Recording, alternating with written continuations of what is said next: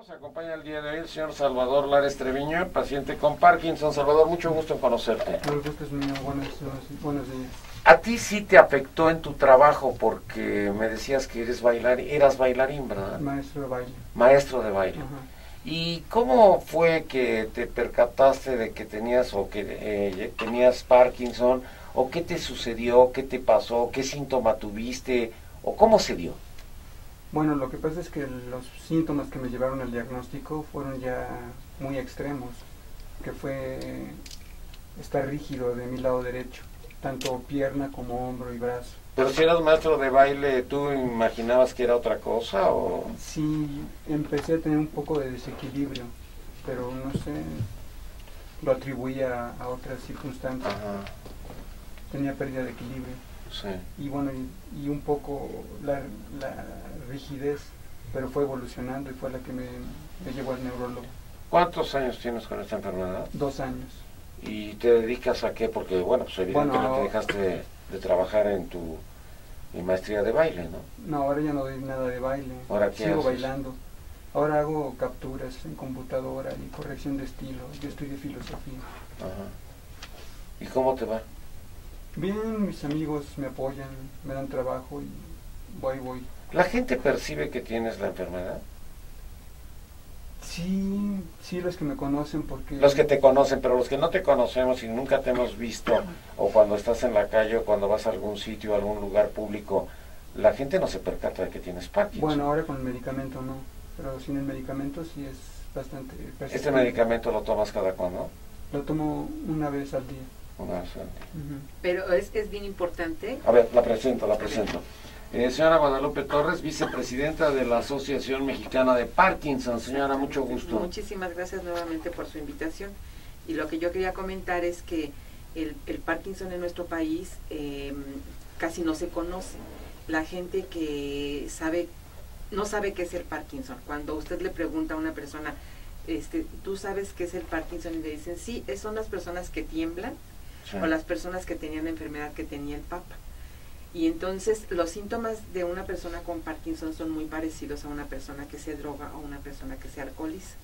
Entonces es muy difícil que una persona sepa que el señor que va atravesando la calle viene trastabillando o viene perdiendo el equilibrio porque tiene Parkinson. Lo más seguro es que digan viene tomado o está drogado y ni lo ayuda. ¿Pueden manejar? Ahorita sí. ¿Tú también puedes manejar?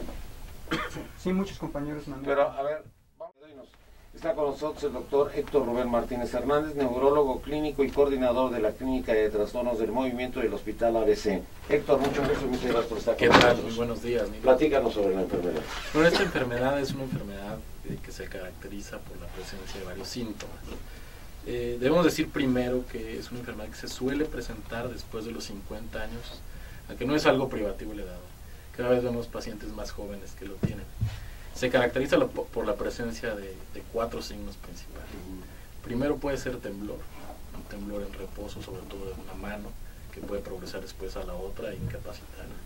Como lo decían ellos, la rigidez, que es un problema del tono de los músculos. Nosotros conservamos una manera de contraer y relajar los músculos para tener movimientos normales. La rigidez es cuando se pierde esa coordinación. Y entonces se lentifican los movimientos, que es el otro signo principal. Y por último, lo explicaba también uno de nuestros pacientes, es la presencia de alteraciones en la postura o del equilibrio. La combinación de por lo menos 2 de estos signos y síntomas pueden ser la enfermedad. Ahora, hay otras enfermedades que simulan la enfermedad de Parkinson y que se definen quizá por la incapacidad de respuesta a lo que ellos sí tienen, la respuesta al tratamiento médico. La enfermedad se trata de una ausencia de sustancias cerebrales, específicamente la dopamina, se le conoció por muchos años así, pero de otras sustancias cerebrales que hacen que se pierda este equilibrio, esta dinámica en los movimientos y en otras funciones cerebrales y no cerebrales también, eso cada vez. Si me tiembla la mano, ¿a qué puedo atribuirlo? Si tengo rigidez, ¿a qué puedo atribuirlo? Si de repente siento que pierdo el equilibrio, ¿a qué puedo atribuirlo para no estar pensando en Parkinson? Bueno, hay muchos factores para cada uno de esos síntomas en particular. Cuando se conjuntan estos síntomas, suele progresar estos síntomas e ir produciendo una discapacidad o una incapacidad para funcionar en forma global. Entonces cuando podemos sospechar de la enfermedad.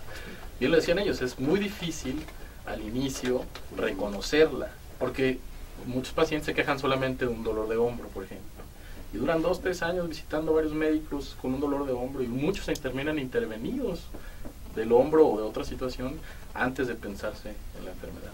También nos acompaña la doctora Lilia Núñez Orozco, jefa de servicio de neurología del Centro Médico Nacional 20 de noviembre del ISSSTE. Doctora, mucho gusto. Igualmente, muchas gracias por incluirme aquí con este grupo que está conmemorando este día tan importante del Parkinson, que es una enfermedad que se debe de dar a conocer para que la gente no sufra cuando le dicen que tiene Parkinson y no tiene, o no ande peregrinando con otros especialistas cuando realmente tiene Parkinson. Bueno, si no me canalizan con un neurólogo o una neuróloga, bueno, pues voy a perder mucho tiempo, pero cuando llego con usted, ¿qué sucede y qué pasa? Bueno, analizamos cuáles son los síntomas que acaba de mencionar Héctor, que son los síntomas cardinales o signos cardinales de la enfermedad. Entonces revisamos a la persona para ver qué es lo que le podemos apreciar. Y podemos ver, como en el caso del compañero que daba clases de baile, que tiene, Salvador, un problema de un lado del cuerpo. Seguramente esto empezó con una disminución del balanceo del brazo al caminar.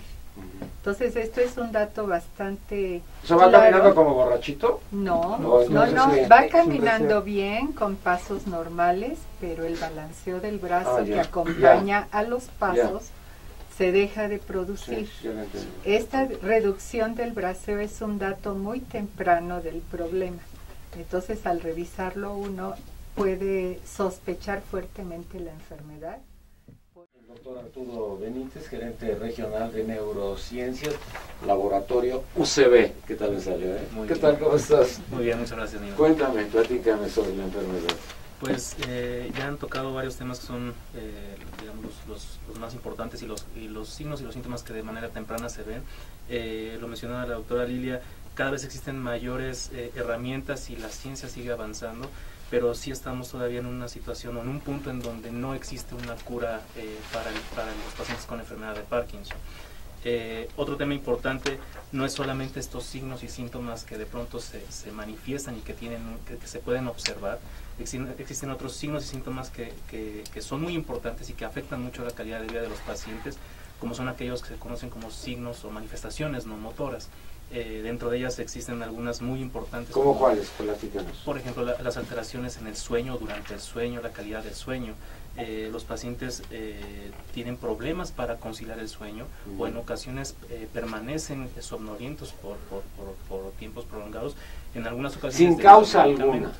En algunas ocasiones debido al tratamiento que están recibiendo, pero como lo comentaba Héctor hace un momento, no solamente se disminuye esta sustancia o este neurotransmisor que se conoce como dopamina, sino otras sustancias que están involucradas también en la fisiología o en cómo es que se da este sueño.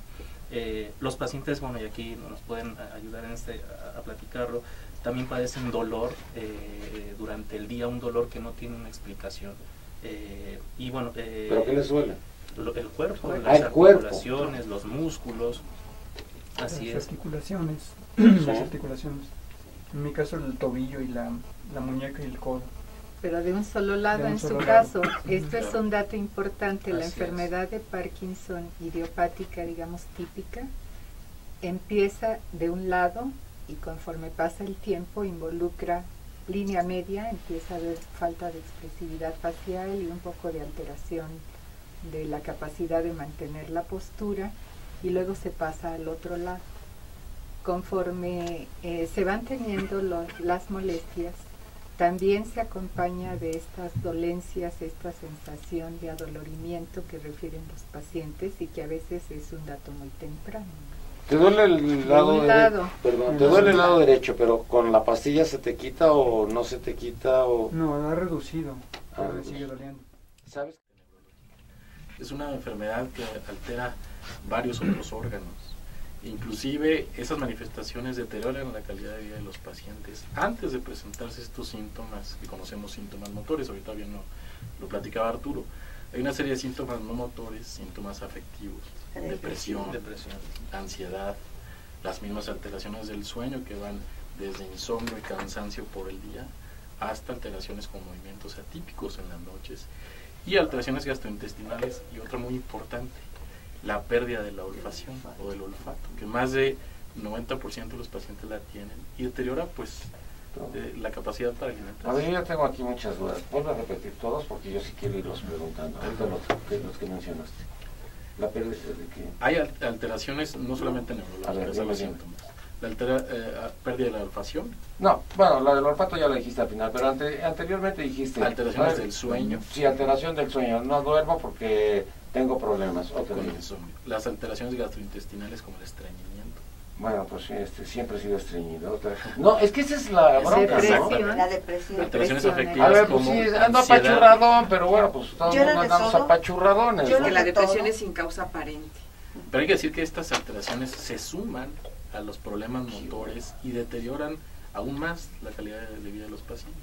Pero llego a ver a un médico, y no digo del ISSSTE, del seguro social, a un médico general. Y no le dice nada de eso. ¿Qué me van a decir? Nada más le dicen que tiene Parkinson. No me van a decir eso. Depende mucho. Y eso es un poco lo que comentaban al principio. El desconocimiento de la enfermedad por parte de los médicos es importante. Es que no voy a ir a ver a un neurólogo por eso. Estoy pensando en ir a ver a un médico general para que me canalice a lo que pueda hacer. Le van a dar vitaminas para que se sienta mejor, con más fuerza. Que no le van a servir en absoluto. O a lo mejor lo mandan al psicólogo. O pueden hacer muchos diagnósticos. Al ortopedista. Pueden estuviste del ortopedista, ¿verdad? Sí. Pueden emitir varios diagnósticos que de pronto no son los adecuados. Si el paciente llega con su primera manifestación es depresión, pues tal vez lo turne a un psicólogo. Si la primera manifestación es dolor en un hombro, lo turnará a un ortopedista. A un ortopedista. Pero si la primera manifestación es una alteración en el sueño, tal vez lo empieza a tratar con algún medicamento para poder conciliar el sueño. Pero no siempre se llega al diagnóstico, hasta que no empiezan estos 3 o 4 signos cardinales que comentábamos hace un Y ni momento. con eso a veces. No voy a platicar de qué hospital, pero un día me dolía mucho el codo porque estaba yo jugando y salí bastante mal, entonces fui a ver un ortopedista. Me dijo, yo soy especialista de rodilla. Tuve que irme al diablo porque nadie me atendía. Pero es que el diagnóstico, y sobre todo el diagnóstico inicial, digamos en los primeros 3 a 5 años, no es pierdo tiempo. Es difícil. Es difícil. Hay que recordar entonces no hay que estarlos responsabilizando a ellos. Bueno, se trata de reconocer estos signos cardinales para después canalizarlo con alguna persona que tenga más experiencia. En este caso, pues el neurólogo es quien tiene más experiencia. Pero hay otros síntomas, hay otras enfermedades muy parecidas a la enfermedad de Parkinson, con un pronóstico mucho peor, que se presentan de la misma manera que la enfermedad. Por eso es importante también que los pacientes lleven un curso diagnóstico para establecerles después un pronóstico bueno.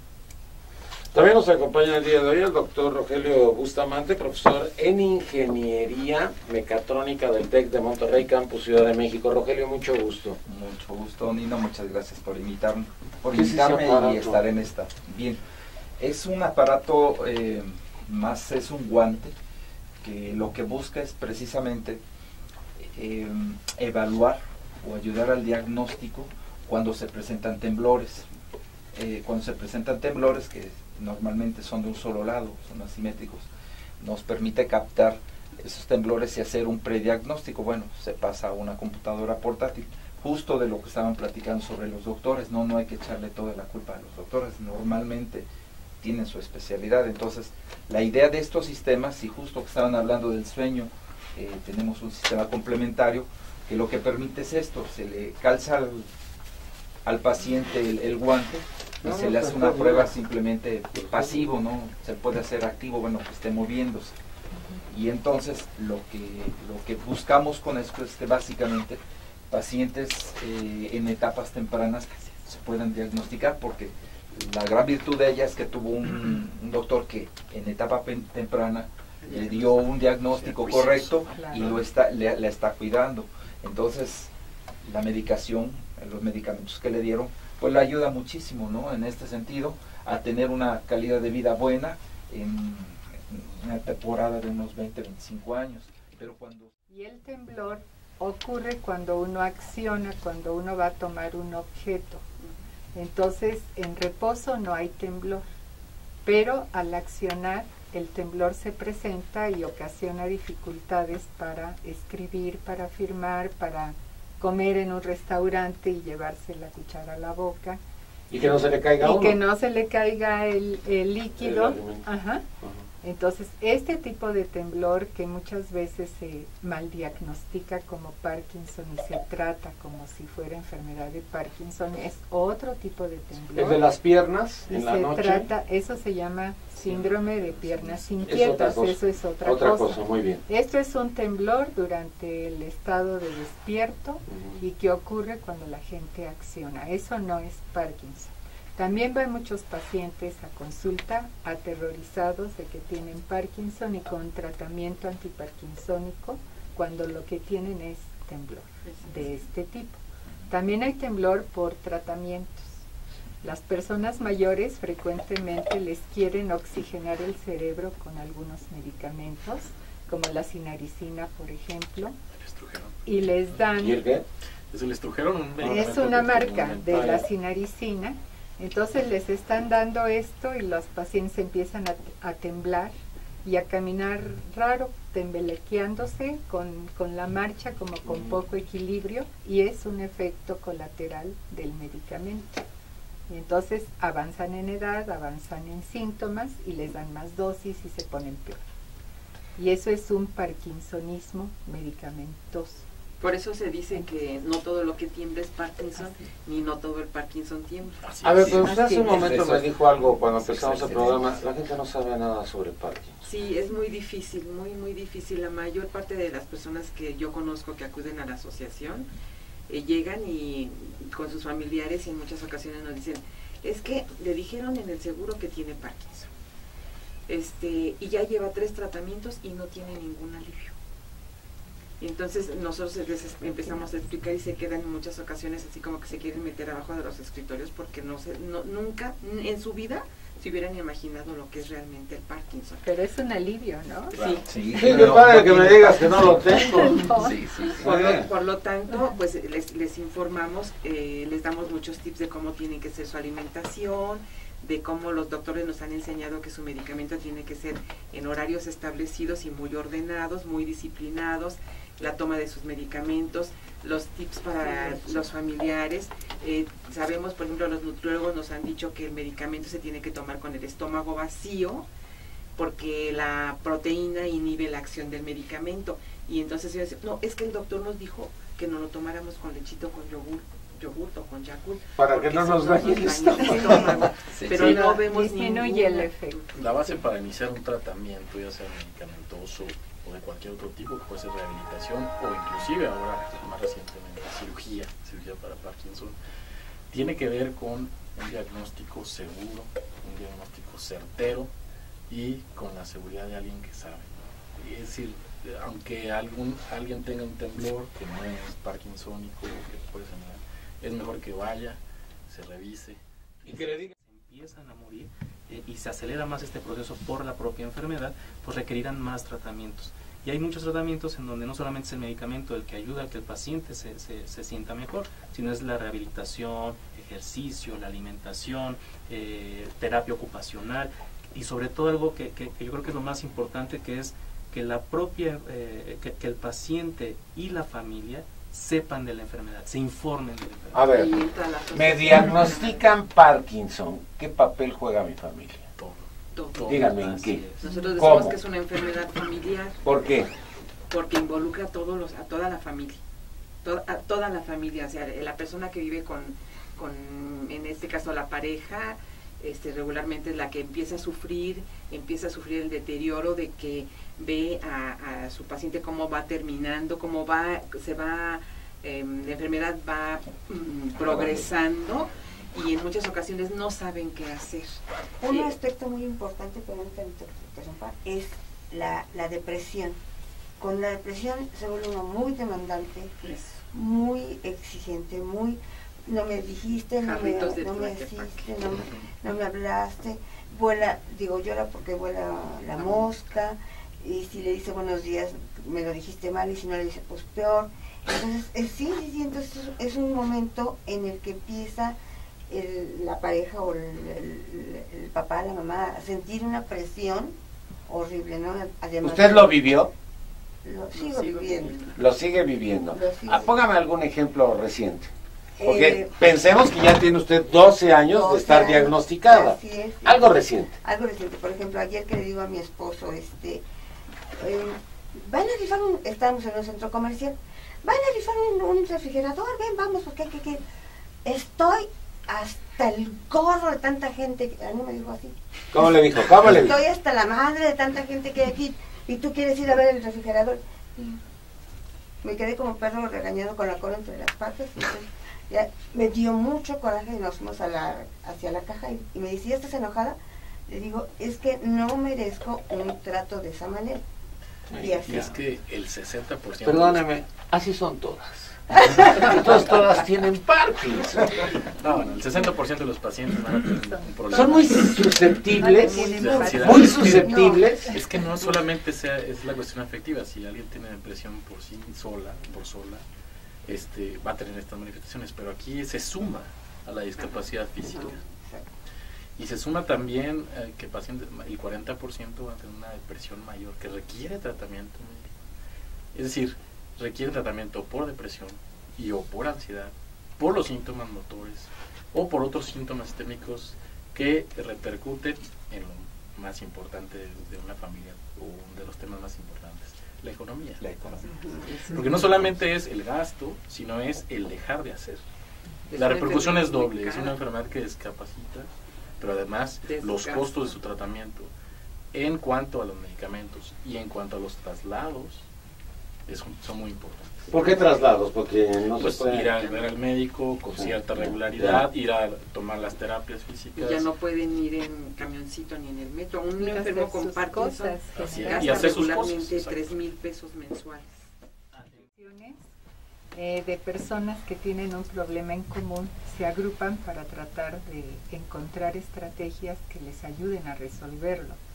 Comparten la carga, este impacto que nos decía, me dan el diagnóstico y ahora ¿qué hago? Soy el único en este mundo que está enfermo de esto. Y bueno, tienen que saber qué es lo que va a ir sucediendo, tienen que saber qué recursos hay, todo eso también lo proporcionan las instituciones, las asociaciones de pacientes. Hablábamos de la dependencia que puede llegar a haber de la familia.